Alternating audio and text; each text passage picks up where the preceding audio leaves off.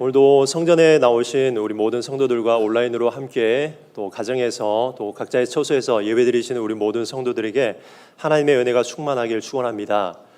어떤 왕에게 딸이 하나 있었는데 그 딸이 불치병에 걸렸습니다.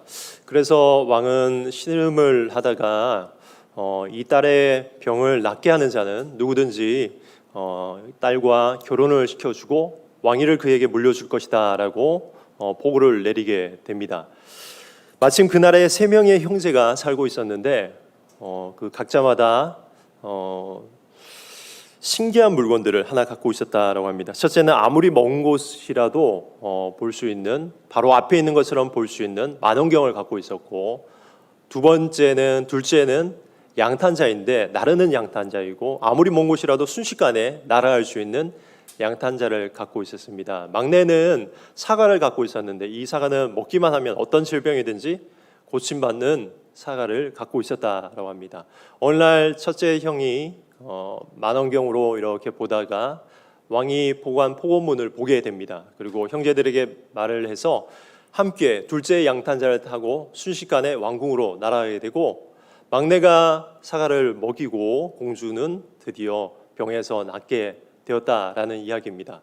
왕이 고민을 합니다. 신하들과 상의를 해서 누구에게, 이 3명이 있기 때문에 누구에게 이 딸을 또 시집 보낼까라고 이제 상의를 하다가 결국은 막내와 결혼을 하게 되는데, 그 이유는 첫째의 만원경도 그대로 남아 있고 둘째의 양탄자도 그대로 남아 있었지만 이 막내의 사과는 완전히 없어졌기 때문에 막내와 결혼을 시켰다라고 합니다. 여러분, 하나님의 사랑은 우리를 위해서 가장 소중한 예수 그리스도를 우리를 위해서 내어주신 사랑입니다. 죄로 인해서 영원히 죽을 수밖에 없는 우리를 구원하시기 위해서, 또한 우리를 아들로 자녀로 삼으시기 위해서 하나님의 베풀어주신 것이 바로 우리는 하나님의 은혜다라고 말을 하고 있습니다. 오늘 읽은 로마서는 죄인인 우리가 하나님 앞에 의로워지는 길, 그래서 하나님 앞에 설 수 있는 길에 대해서 말씀하고 있는데, 그것은 율법의 행위가 아니라 믿음으로 말미암아 하나님 앞에 우리가 의로워진다라는 것을 로마서는 강조하고 있습니다. 그래서 바울은 로마서의 많은 지면을 할애해서 바로 율법의 행위이냐 믿음이냐, 이 두 가지를 계수해서 비교하고 있습니다. 유대인들은 수천 년 동안 하나님의 말씀인 이 율법을 철저하게 지켰습니다. 왜냐하면 그들은 율법을 지키는 것이 하나님 앞에 의로워지는 것이다 라고 그들은 확실히 믿었고, 철저하게 율법을 지키고 그보다 더해서 율법의 조항들을 만들어서 지켜오고 있었습니다. 하지만 바울은 로마서 3장 20절에서 말합니다. 그러므로 율법의 행위로 의로와 그 앞에 의롭다 하심을 얻을 육체가 하나도 없나니 율법으로는 죄를 깨달음이니라 라고 말합니다. 법이라는 것은 공동체를 위해서 참 필요한 것입니다. 이 법이 개인을 보호할 뿐만 아니라 공동체를 건강하게 만들기 때문에 이 공동체에 있어서는 법은 필요합니다. 이 공동체가 커져서 국가를 이룰 때 그 법은 보다 다양하고 또 그 사이즈도 커집니다. 그래서 대다수 사람들은 이 법들을 다 모른 채 자신이 필요한 법들만 알면서 살아가게 되고, 그러다 보니까 내가 부지중에 삶을 살아가면서 범법을 행하는 경우가 종종 있습니다. 하나님은 이스라엘 사람들에게 율법을 주셨습니다. 이 율법은 공동체를 위해서 주신 사회법도 있고, 하나님 앞에 나를 정결케 하는 정결법도 있고, 하나님 앞에 나갈 때 어떻게 나가야 할지, 또 제물을 어떻게 드려야 할지, 이 제사법에 관련한 법들도 있습니다. 그런데 그것을, 이 율법을 알면 알수록, 우리가 지키면 지킬수록 내가 하나님의 율법을 어기면서 내가 이 율법을 철저하게 지키지 못한다라는 것을 깨닫게 되면서 내가 얼마나 큰 죄인인지를 알게 됩니다. 그래서 이 율법의 특징은 사도 바울도 로마서에서 말씀하고 있지만 바로 죄의식입니다. 율법을 알면 알수록, 지키면 지킬수록 죄책감에 사로잡혀서 그것이 나를 고통스럽게 하는데, 로마서 7장에서 그것을 참 잘 말하고 있습니다. 그래서 유대인들에게 주신 율법의 행위로는 절대로 하나님 앞에 의롭다함을 얻는 사람이 전혀 없다라는 것입니다. 오히려 그것을 지키지 못할 경우 죄책감에 시달려서 삶을 살아갈 수밖에 없습니다. 반면에 믿음이란 하나님 앞에 의롭게 되는 것이 나의 공로가 아니라 전적으로 하나님께서 2000년 전에 나를 위해서 예수 그리스도를 보내신 그 공로, 우리가 그것을 믿기만 하면 얻어지는 그 은혜, 그것이 바로 믿음이다라는 것입니다. 이 믿음으로 우리는 하나님 앞에 의롭게 되는데 절대로 우리의 공로나 노력으로 값으로 어떤 세상적인 값으로 주어주신 것이 아니기 때문에 우리는 오늘 말씀처럼 하나님의 은혜 아래에 있는 것입니다. 하나님의 은혜는 그 어떤 허물도 어떤 큰 죄도 용서하시는 은혜입니다. 오히려 이전에 지었던 죄가 크면 클수록 많으면 많을수록 하나님의 은혜는 더 넘쳐나게 되는 것입니다. 그래서 5장 20절에서 바울은 말합니다. 율법이 들어온 것은 범죄를 더하게 하려 함이라. 그러나 죄가 더한 곳에 은혜가 더욱 넘쳤나니. 누가복음 7장에서 어느 날 예수님은 시몬이라는 바리새인의 집에 저녁 식사 자리에 초대를 받게 됩니다. 그 말에 한 여인이 예수님이 오셨다라는 소문을 듣게 되고 그 집에 향유 옥합을 갖고 찾아가게 되고 주님의 발 앞에 붓게 됩니다.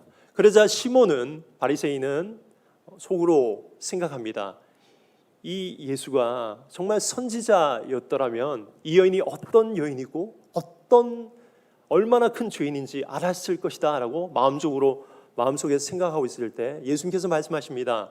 시몬아, 만약에 어떤 사람이 두 사람이 있는데 어떤 사람은 500데나리온을 빚을 졌고 한 사람은 50데나리온을 빚을 졌는데 두 사람 모두 탕감할 수 있는 능력이 없어서 이 돈을 빌려준 사람이 두 사람 모두 다 탕감을 시켜줬다면 이 두 사람 중에 누가 더 이 사람을 더 사랑할 수 있겠느냐라고 질문을 하게 됩니다. 그럼 구약의 율법은 내가 하나님 앞에 얼마나 큰 죄인인지 깨닫게 됩니다. 하지만 주님의 십자가는 그 어떤 죄도 탕감시켜 주기 때문에 율법을 통해서 나의 죄가 커 보이면 커 보일수록 주님의 은혜가, 그 십자가의 사랑이 더 크게 느껴지는 것입니다. 여기에서 질문이 하나 생길 수 있습니다. 그렇다면 내가 죄를 많이 짓고 또다시 하나님 앞에 회개하면 더 큰 은혜를 받지 않는가라고 해서 실제로 그것 때문에 더 크리스찬들 중에서도 죄를 짓는 사람들이 있습니다. 이 질문에 대해서 오늘 6장에서 바로 6장 전체를 사용하면서 답변을 하게 됩니다. 1절, 2절을 같이 한번 다시 읽겠습니다. 시작. 그런즉 우리가 무슨 말을 하리요? 은혜를 더하게 하려고 죄에 거하겠느냐? 그럴 수 없느니라. 죄에 대해서 죽은 우리가 어찌 그 가운데 더 살리요? 아멘. 오늘 말씀 제목이 은혜 아래 있음이라는 제목입니다. 하나님의 은혜는 우리의 모든 죄와 허물을 용서해 주시는 은혜입니다. 그 은혜 아래 있을 때 하나님은 지난날 우리의 모든 죄를 마치 없는 것처럼, 짓지 않았던 것처럼 여겨주시는 것입니다. 그래서 우리를 의롭게 여겨주시는 하나님이십니다. 그러나 은혜 아래에 있는 상태를 우리가 올바로 알지 못하고 그것을 착각할 때 우리의 육신은 하나님이 용서해 주시는 그 용서를 기억하면서 또다시 죄에 빠질 수밖에 없는 유혹에 우리는 들어갈 수밖에 없다라는 것입니다. 그렇다면 하나님의 은혜 아래에 있는 우리의 상태, 올바른 상태와 자세는 어떠해야 합니까? 오늘 6장에서는 쭉 읽어보면 죽는다라는 표현들이 참 많이 있습니다. 제가 하나하나 세어보니까 총 14번이나 언급을 하고 있습니다.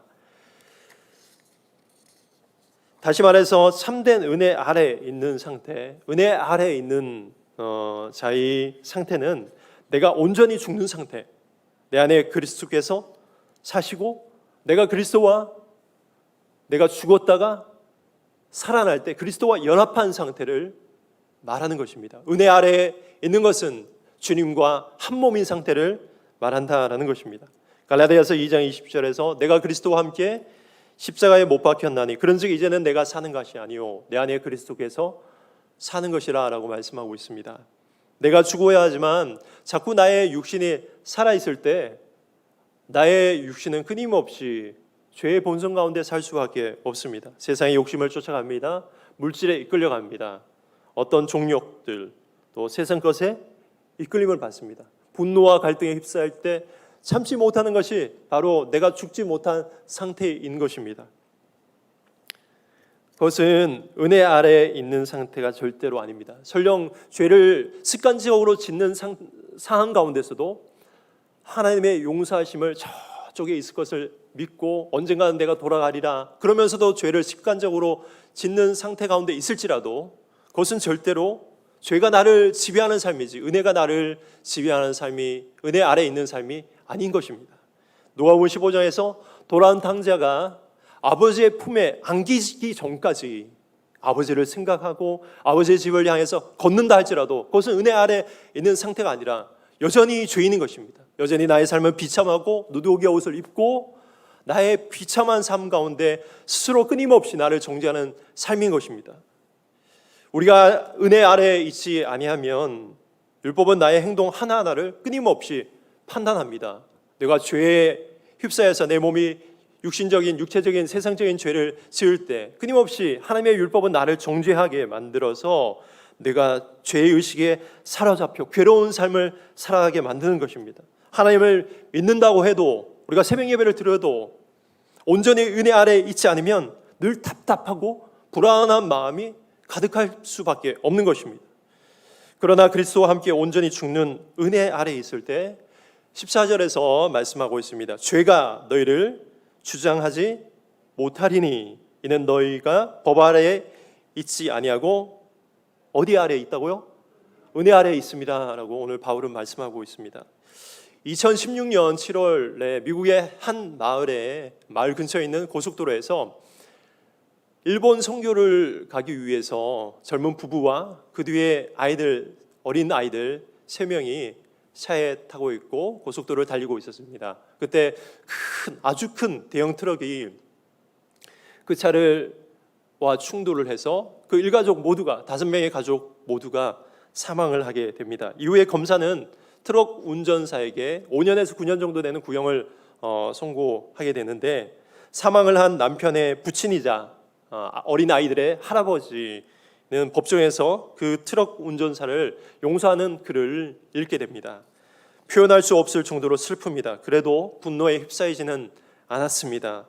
저는 하나님이 수도 없이 저를 용서해 주신 것을 알고 있습니다. 그런 제가 어떻게 그를 용서하지 않을 수 있을까요? 전 자비를 베풀 위치에 있지도 않습니다. 트럭 운전사에게 관용을 베풀어 주시길 판사님께 정중히 요청합니다. 죽은 아들의 아버지의 요청을 따라서 판사는 180일의 징역형으로 경감시켜 주었다라는 사건입니다. 그러면 보통 사람이면 어떠하겠습니까? 사랑하는 아들, 사랑하는 자부, 정말 손주들이 다 비참하게 죽었는데 참을 수 있는 사람이 얼마나 되겠습니까? 그러나 은혜 아래 거하는 것은 나를 용서했던 주님의 십자가를 늘 묵상하고 나 또한 나의 앞에 있는 그 십자가를 지고 주님의 길을 따르는 것, 그것이 바로 내가 죽고 내 안에 그리스도께서 사는 은혜 아래 있는 삶입니다. 억울한 삶을 살 때가 참 많이 있습니다. 그때는 참기가 어렵습니다. 그러나 주님이 왜 십자가에 달려 죽으셨습니까? 나를 용서하시기 위해서, 나를 건지기 위해서만이 아닙니다.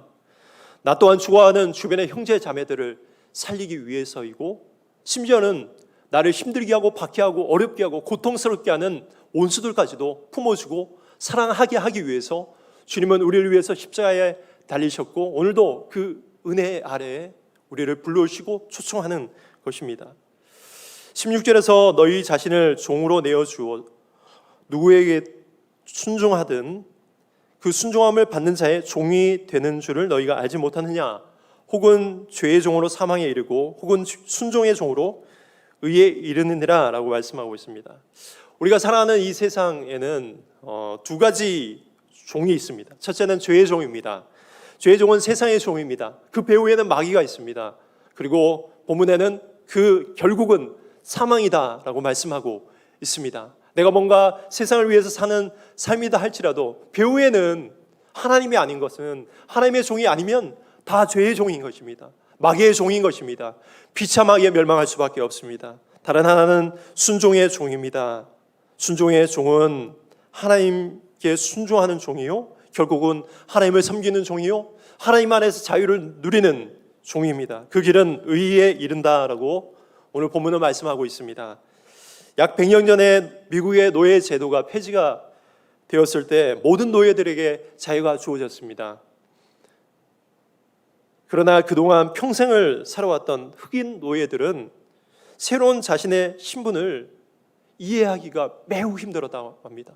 태어나면서부터 종이 되어서 평생 동안 어릴 때부터 노인 때까지 그들의 말, 그들의 습관, 그들의 삶이 종으로 계속해서 살았기 때문에 노예 제도가 폐지가 되었다 해도 참 어색했던 것입니다. 옛날 주인이 다가오면 벌벌 떨었고 백인들 앞에서는 떳떳하지 못하거나 자리를 피하는 경우가 많았습니다.